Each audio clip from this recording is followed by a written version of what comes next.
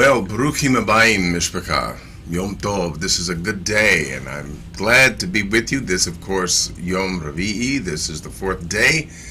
And hey, we're here, and yeah, a little late for me, just a little late, but you know what's happening here? You know what's happening here? We're going to have a nice little discussion, and this is going to be something that, listen, it's not going to take long, but I need you to hear me, and I just want you to consider what I'm saying. I need you to just consider. And we are going to, like I said, not only have a good conversation, not only a good discussion, but out of this, I'm thinking that hopefully you will go to another level. Hopefully you'll upgrade because of what we're going to discuss. We'll be right back.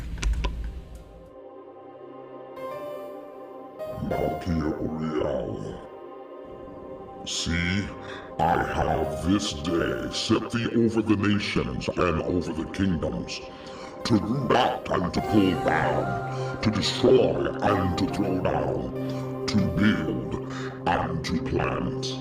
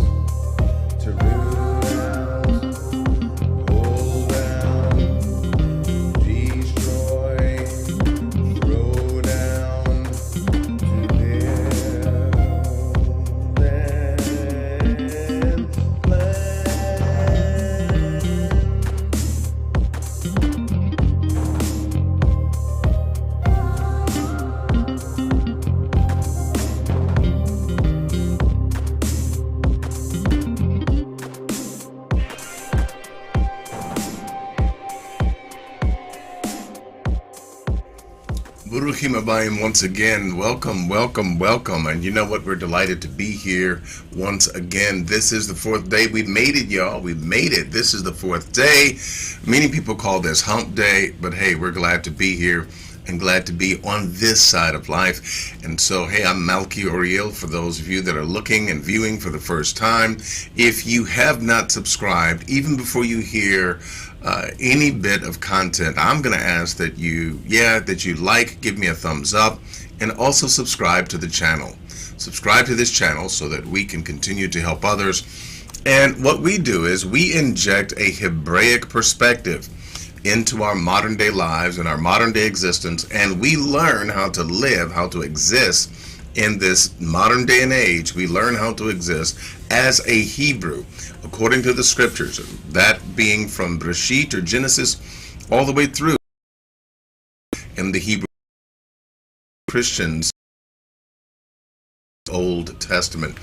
And I serve you notice that as we come before you tonight, we do so with all boldness, but also with all love and compassion. And we come before you just simply declaring that we are Yah only. We are Tanakh only. We stand upon the scriptures, and we do this simply because of what the Most High has said. I did misspeak in one of our other previous, in fact, quite a few actually, because I stated that we were Yah only because of the words of Yeshua ben Yosef, called Jesus by the Greeks and the pagans, but that really is not so. Now, it helps what he said. Now, truly, if he did speak those words, it definitely does help. But really, we are Tanakh only because of what the Most High has given to us in his word, that we believe to be the inspired word of the Tanakh. We believe that this being the words of the Most High, taking his word seriously, there is absolutely no way that we could ever embrace the worship of another, the worship of an idol, or even the worship of a man as a god, despite the first century fringe beliefs of those who would call themselves in that day members of the Yahudi, which later became Christians. I would simply say to you, those of you, that if you want to know who the Most High is, you have to begin at the beginning of the book You got to begin at Breshit and then begin to understand who the Most High is, never beginning with Matthew, Mark, Luke, or John, but beginning with Genesis and allowing the Most High to tell you who he is and allowing him to speak, yes, as he desires to. Now, with that being the case, I want to talk with you tonight. In fact, we're going to pull up some scripture, and I'm even going to begin with the scripture that I spoke with you about before. And this scripture is, of course, I think it's potent. I think it's powerful, because what are we talking about tonight? I want to take just a few minutes and I want to talk with you about the point of contact. What in the frog legs is the point of contact? I'm glad you asked that question. For those of you that saw the title, the listing, I posed a question about what if you were alone, right? What if you were alone? You didn't have a Bible. You didn't have the Tanakh. There was no one around for miles. How would you contact the Most High? How would you hear the Most High? And more importantly, how would you know beyond the shadow of a doubt that you have definitely heard from the Most High? I think that's the $1 million question.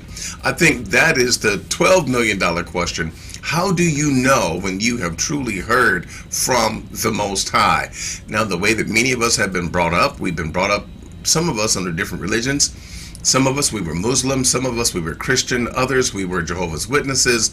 And we have embraced our Hebraic heritage. And so here we are now. And many times we find ourselves bringing the evidence of where we were into this new belief system, not even a belief system, but into this way of life. We bring it and we begin to color our Hebraic walk, our Hebrew walk. We color it with the past religion that we just came out of. Listen to me, my brothers and my sisters, when I say what I'm about to say. A true Hebrew is not a true Hebrew unless they divorce themselves from their past competing ideologies. In other words, if you're still bringing parts of Christianity into the Hebrew walk, then you are tainting your Hebrew walk, and you are not, tongue-in-cheek, respectively, you are not a true Hebrew. Okay? And that goes for if you came out of the consciousness movement and you're bringing consciousness into the Hebraic walk. It also goes for those of you that were of any kind of religion, but I find that Christianity itself, being such a pervasive parasite, it has a way of invading and superimposing its ideas on top of whatever it is that's trying to make its own statement. And it does that with Judaism. In fact, in the Greek mythology, there is a particular demigod, or you can call it a minor deity, that ends up killing its father, right? And there is this Freudian kind of understanding psychologically that within every little boy wants to conquer his father or subdue, and there's stories about this that goes on throughout time. However, Christianity has done exactly that. Christianity has sought to kill their own father, and has even done so by means of putting a dagger, if you will, through the heart of Judaism, and declaring that those who operate out of Judaism, meaning those who keep Shabbat, those who stand for the law, statutes, and commandments of the Most High, those who believe in circumcising their sons on the 8th day, so forth and so on, that these people are an enemy and even antichrist, and that they are against the word and the will of the Most High. And so basically the Hebrew has been turned against his own ways and said to be wicked, said to be evil, said to have crucified JC in vain. But actually the scriptures read that he did that himself. Okay, and I could go there if you want. Just ask the question. It reads, the spirit of man is the lamp or the candle or the source of light that Yah uses to search all of the inward parts of his being. I need to stop right there. We need to just camp out right there for a minute. And let's talk about this, because this is very profound when you just take a look at it and you just think about it for a minute. This is profound for a number of reasons. Now, tongue in cheek, there is no comparison to the accumulative knowledge that the Most High has, being Ancient of Days. And excuse me, man, this someone's calling me and I'm on a live, but hey, we're gonna go ahead and we're just gonna silence this. This looks like one of those spam calls, and sorry about that, fan. We are not even we listen. Our lifespan in comparison to his lifespan is but a breath, an inhale and an exhale of his. So how then can he deal with us? Okay, how can he deal with us? How can he communicate with us, and how can we be enrolled into the deeper things of the Most High? How can we even hang with the Most High? If you'll allow me to even just go, they light, and then the sun is created 4 days later. The light of the Most High, okay, is the light of truth, the light of, you want to call it inspiration, the light of life itself. Yeah, that's what light is. But wait a minute. It is your spirit, it is your and my spirit that the Most High uses to the truth, and the job of the wise man is finished once the fool understands, as the wise man does, on that particular subject. Well, when it comes to the Most High and him dealing with us, he deals with us at our point of contact. Well, what is your point of contact? What are you talking about? Well, we just read the scripture.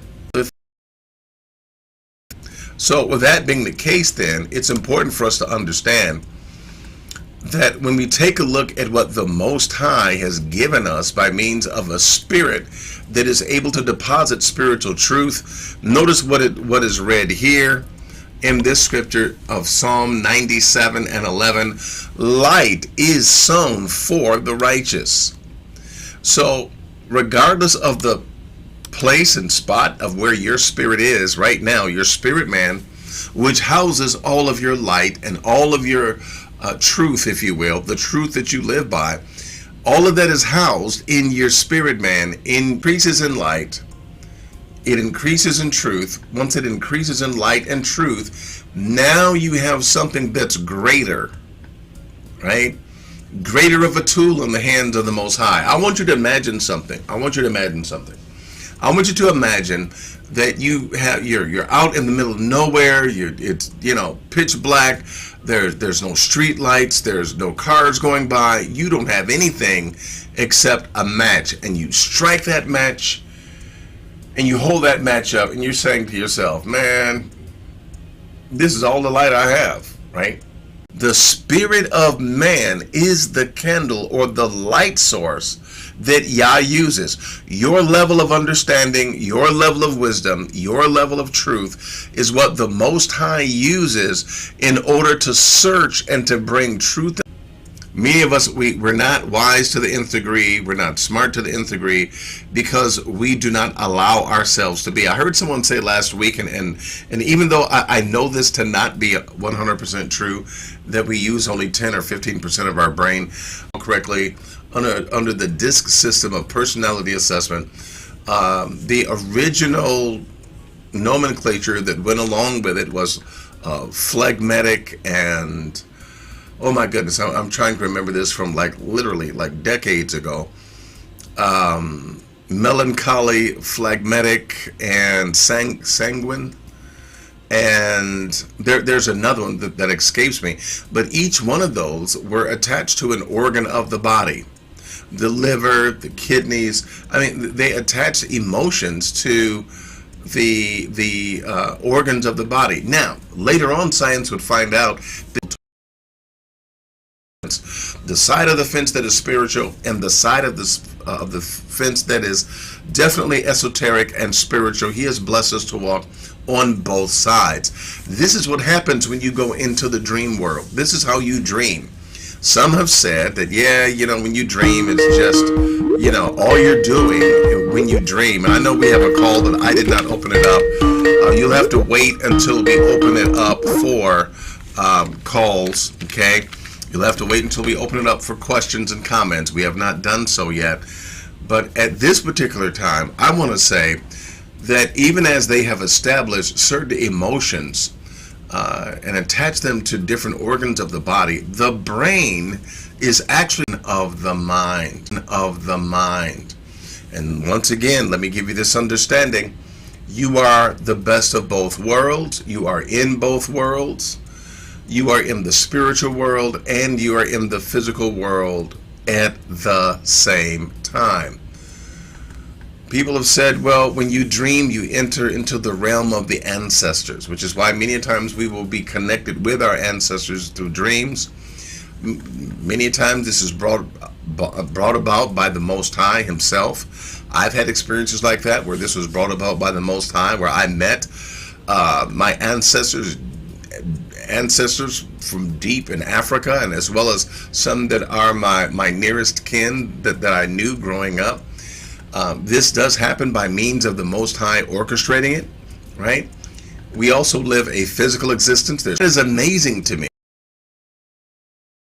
Coming towards your eye, and even before you see it, your eye blinks. That's that system in play. That's the system that comes from that level of your consciousness that is beneath the surface, right? Where you remember your address and your phone number and who you went to the third grade with. It's beneath all of that, and it's next to the core of what keeps you going and keeps you moving as a human being. It's part of your subsystems, your safety systems, that is built into the core of your being. It's part, things that would hinder you and things that would stop you from being able to concentrate. Those with certain cognitive disorders have a lot of attention where where they just pay attention to every little thing, and it becomes menacing to them, right? It becomes menacing, and so it becomes a problem. But the brain has filters that is designed to keep you going in a particular direction. So, So the brain then is not the mind, but it is the organ of the mind. Now, let me draw this in and let me bring it home. For this portion of this, let me bring it home, and this is what I want to tell you. You are the best of both worlds, right? You are spirit and you are man rolled up into one body, okay? There is a point to where all of you that is spiritual and all of you that is physical will meet in the middle, and there's a part of you that will meet in the middle, and there's a part of you that will be just as much spiritual as it is physical. Okay? And there are activities that we can do that will bring you into a level of spirituality, okay, that is just as much physical as it is spiritual. To be spiritual is what the Most High uses, and what the Most High himself uses, functions in, and introduces his truths to you, and interact with the truths of your being. Okay? So now let me ask you a question. That you are a divine being. Okay? And so I bring you to this point to our, and if you will allow me to say it this way, it's like the principle of thermodynamics. Being true, you understand other things because the principles of thermodynamics is true. Let me give you an example. One example that I want to use for this is this. One law of thermodynamics says this, that energy is never lost, it is only transferred. Okay? Energy cannot be just, you can't snap your finger and just make it go away. No, it exists, it will exist. Okay? So, another dimension. Well, that definitely coincides with the law of thermodynamics. It says that energy is not lost. It merely, I'm not stating it verbatim. I'm not quoting it verbatim, but you get the point. Okay, energy is never lost. It is only transformed into another form. It does not dissipate. It continues. Okay, that's what they discovered. That's what that experiment from Penn State University, that is what it. If I have a light source, in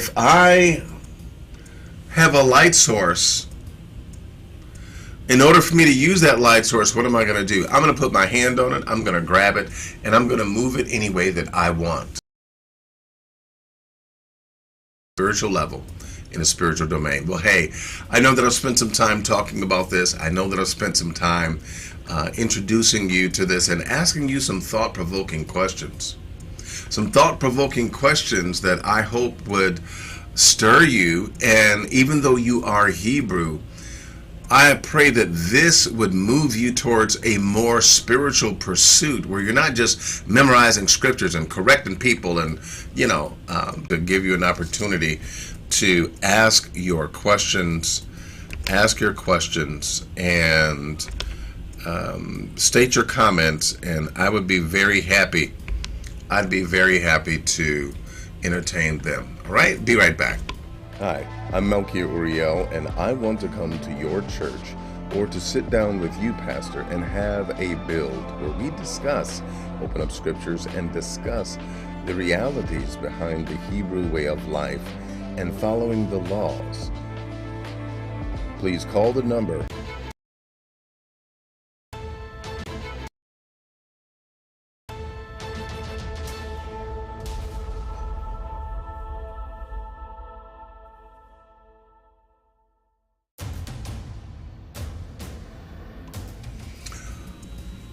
Okay, I just heard from some of you that said that we were buffering really bad and that the feed is choppy.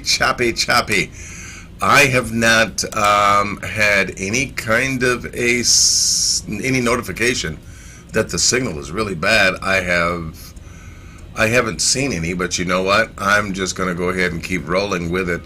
I don't know why that would be. I don't know what the problem would be, but let's go ahead and see if we cannot continue. I apologize, my brothers and sisters, for any technical difficulties. Let's